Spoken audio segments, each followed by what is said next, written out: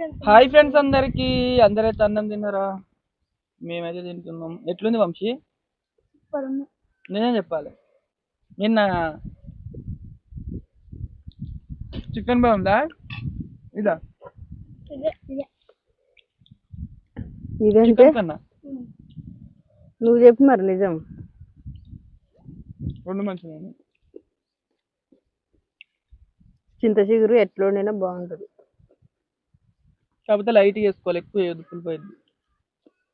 మా చిట్టి అయితే అక్కడ తింటుంది అన్నం పాప. మంచం మీద కూర్చొని తింటుంది చిట్టి. చిట్టి చిట్టమ్మా దా హాయ్ చెప్పు.